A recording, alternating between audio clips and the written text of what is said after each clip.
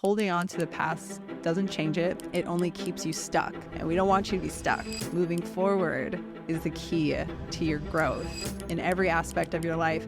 And again, it doesn't mean that you're forgetting what happened or pretending that it didn't happen. You're simply accepting that you can't change it, you can't alter it, and you can just focus on what you can control, which is your present and your future. That's up to you to decide. And then when you do that, the possibilities are endless. It's never easy, but it's always necessary.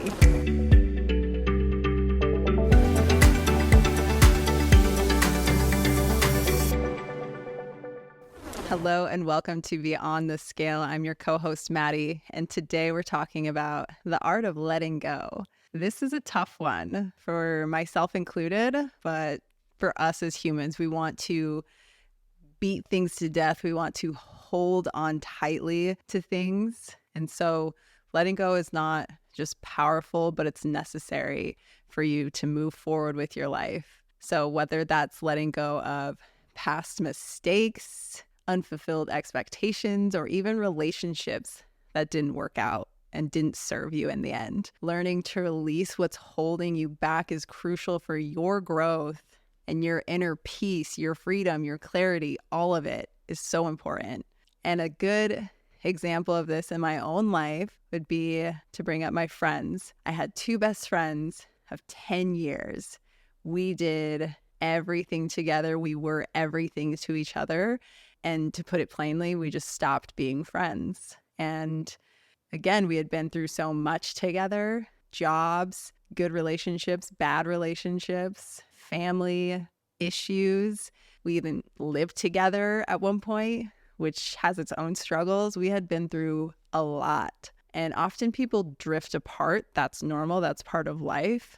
But that wasn't really what happened in this instance. It seemed sudden. And after losing my mom, this was during a point in my life where I was going through my entrepreneurial journey and I was about to open my gym. So it was a big life transition for me. And I noticed with all of these things, they started pulling away from me. And I'm by no means perfect. I have my issues, but I felt confused. I felt like I was making progress as a person. I was working on myself after going through what I had gone through and then starting a business. I felt like I was heading in the right direction in my life. So again, it felt very confusing to me. And the months leading up to me opening my gym, they just weren't talking to me. And I was like, what is going on? What is this? And we finally opened the gym doors. It was radio silence, nothing from the people who I thought were there for me, who would be cheering me on and who wanted the best for me. And when I called them out on this, it was not at all the reaction that I was expecting. They were brutal to me, and I was totally taken aback. And again, hurt, confusion, like unanswered questions, and a lot of anger on my part, if I'm being fair. And I just was like, after everything we've been through, how could they? And I wondered again what I did so wrong, what I could have done differently, what I could have said differently. And I just convinced myself that if I just beat this enough, if I just kept questioning, going back to them with answers, that I could somehow change the past, that I could somehow make it all right and we could start being friends again. But all this did was weigh me down, not just with them, but in other areas of my life. It made it hard to move forward with other relationships, with other friendships. And so I decided to put my focus elsewhere. I decided to focus on my business. That was taking up a great deal of my time anyway. And by doing that, I also came to know people who are still in my life today, people who like really were supportive of me and who were cheering me on and who I am very much rooting for in every aspect of their life. And so I made newer connections that were totally unexpected to me. And in the end, with all of that time to reflect and do my own healing, I was able to take ownership for what I did do or what I didn't do. And it gave me the space to grow in my business and grow in relationships elsewhere. And again, it wasn't until I made that conscious decision to put my energy elsewhere and stop poking that bear that I found focus and I found peace. And I found out, like, they were in my life for a season, for a reason, but we were bonded through our trauma and not our healing. And that was a hard thing to accept. And again, I have gratitude for them being in my life for the time that they were, and I have compassion for it. As my dad says, harbor no resentment. And so I don't. And letting go allowed me to gain new insights, new friendships, a whole new perspective. So holding on to the past doesn't change it. It only keeps you stuck. And we don't want you to be stuck. Moving forward is the key to your growth in every aspect of your life. And again, it doesn't mean that you're forgetting what happened or pretending that it didn't happen. You're simply accepting that you can't change it, you can't alter it, and you can just focus on what you can control, which is your present and your future. That's up to you to decide. And then when you do that, the possibilities are endless. It's never easy, but it's always necessary. So in order to let go, there's a few things you can do. The first is acknowledging what it is you're holding on to. Don't fight the emotions that you feel. You need to feel them in their wholeness and their fullness. You need to be angry. You need to be sad. Don't repress these things with alcohol, binge eating, or whatever habit that you have. Just feel it. It's going to be uncomfortable, but you need to feel every bit of it in order to move on. So what I encourage you to do is write down what you need to let go of. What is that thing? And ask yourself why it's difficult to release it. Why is it difficult for you to move on? When you can write it down and see it, then it has less control over you. Big one, practice forgiveness. Easier said than done, certainly.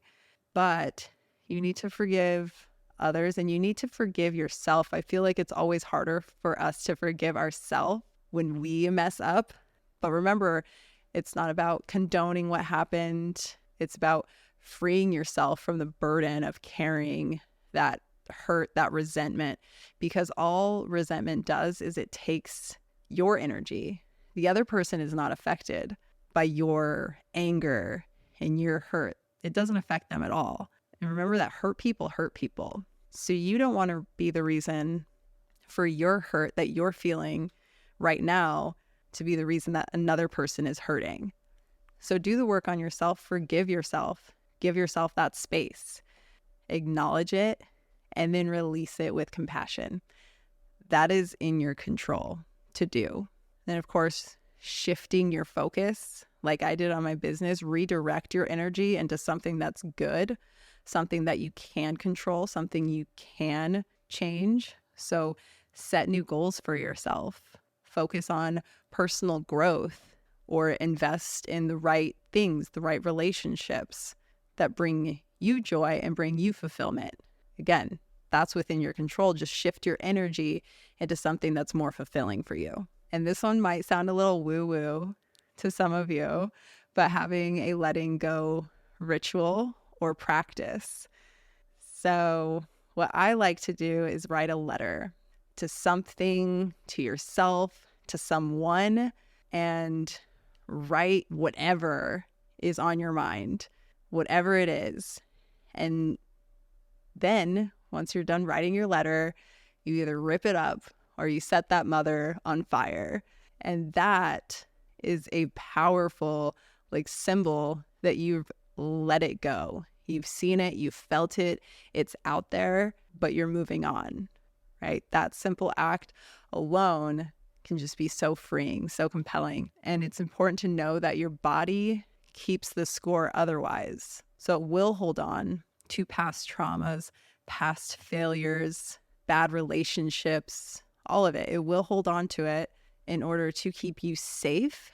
And it does that by preventing you from moving forward. So you have to do the work to let go, literally let it go. And remember that letting go is an art, and it requires practice and a willingness to release the things that are no longer serving you. So you got to acknowledge your feelings, practice forgiveness, shift your focus into something more meaningful, and create a letting go ritual or practice. And then you can start to feel yourself embrace your future and step into that. So my challenge for you for the next week is write something down that you're having a hard time letting go of. Whatever it is, tear it up or set it on fire. And you can't tell me that that's not a good feeling.